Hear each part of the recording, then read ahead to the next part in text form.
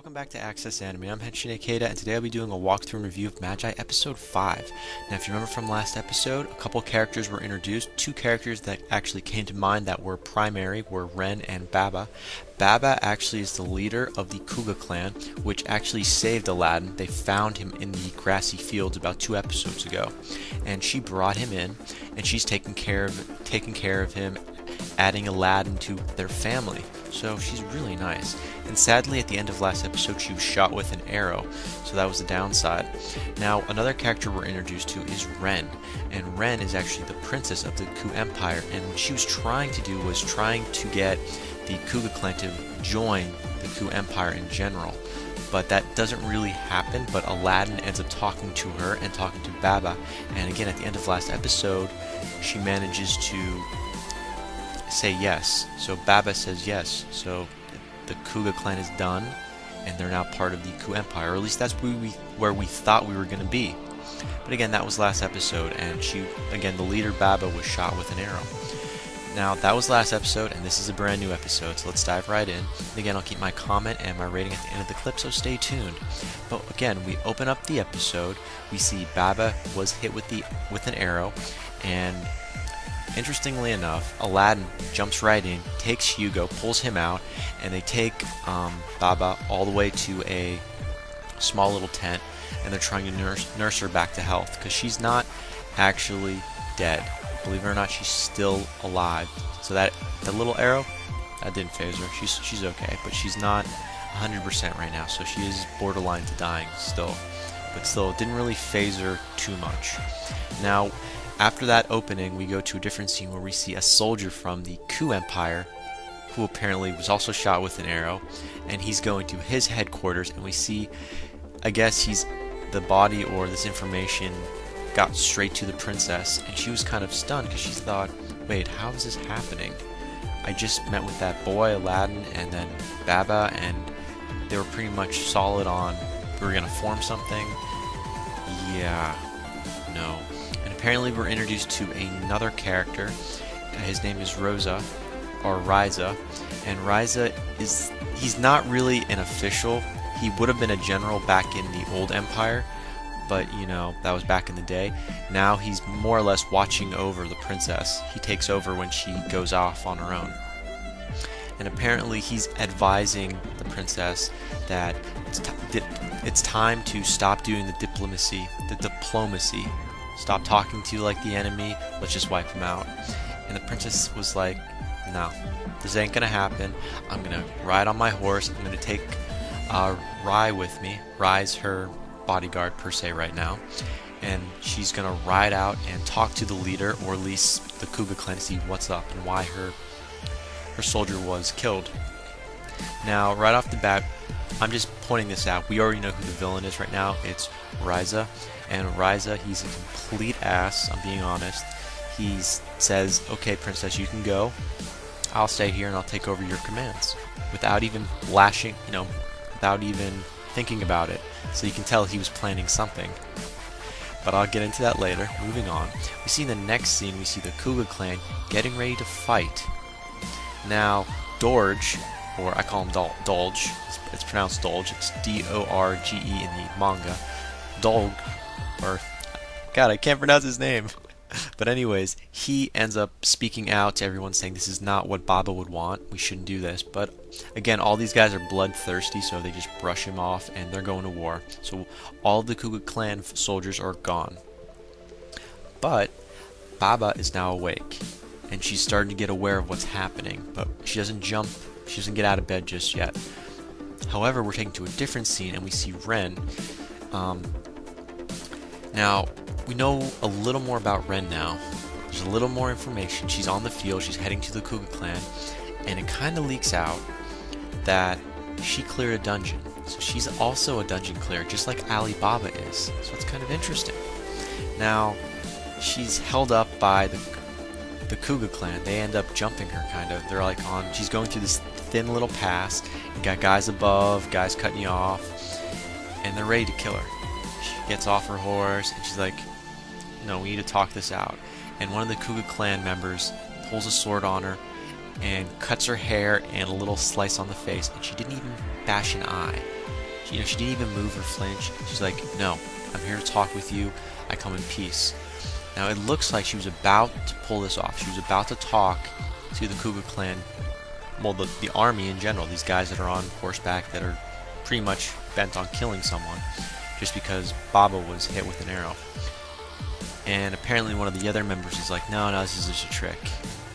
And they're about to bash in Rin's head, literally, before, out of nowhere, Baba appears. Yeah, the leader of the Kuga clan. And she's bleeding, her back's all bleeding, but she's like saying, this is not what I want, we need to stop. Like I said before, we surrender, we're not the Kuga clan anymore, we're now part of the Ku Empire. You have our total support, Ren.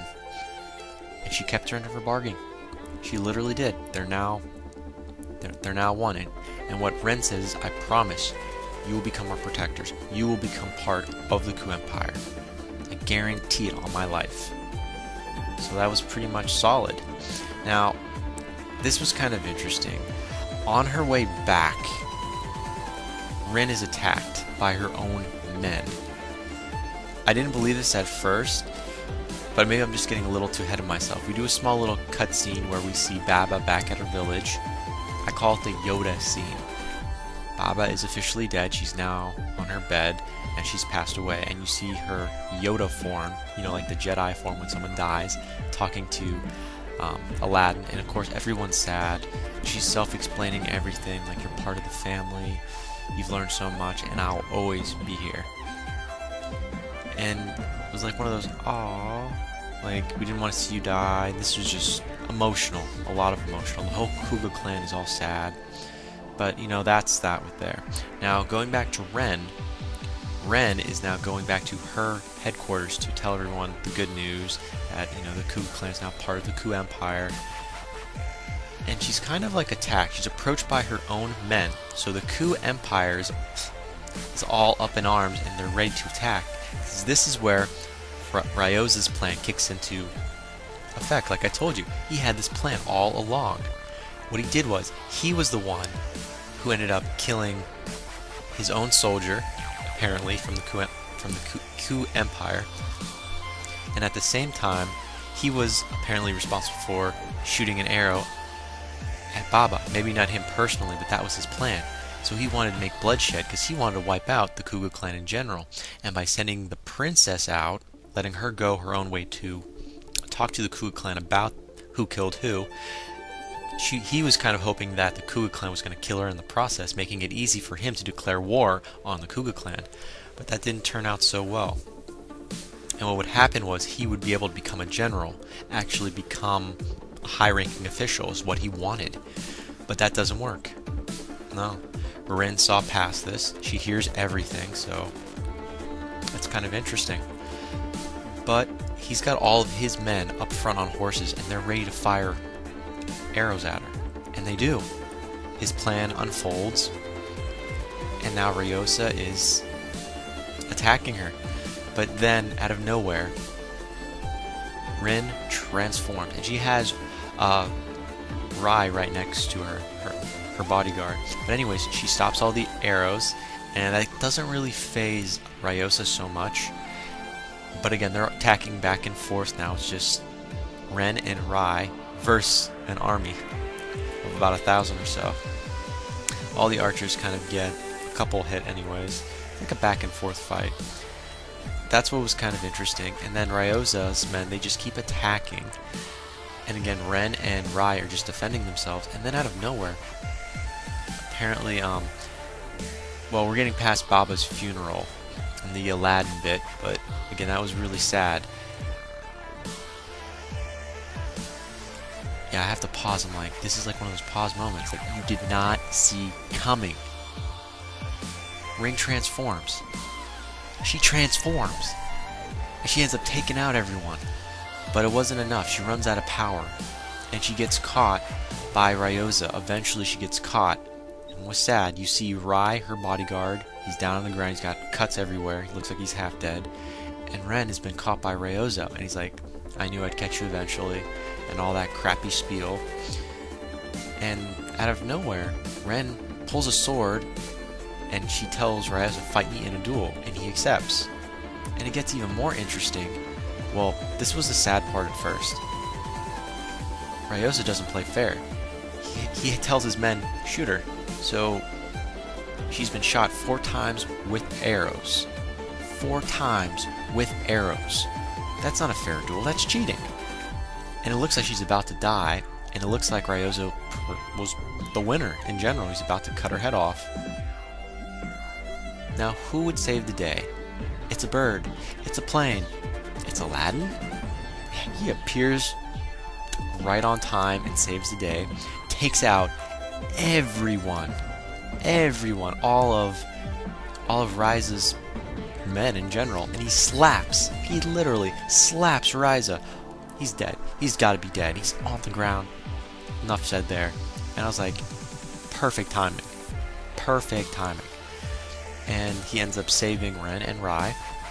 So that was kind of nice. And when he gets off of Yugo, because he was running in there with Yugo, he ends up talking to Ren, and he touches Ren's weapon. And out of nowhere, Paimon appears. Now, Paimon is the Dajin inside of Ren's weapon. And she ended up making a pact with Ren, apparently when she cleared the dungeon. And she fell in love with Ren. So you have a female Dajin in love with Ren, which is apparently a female king candidate. So it gets even more interesting. We get more information.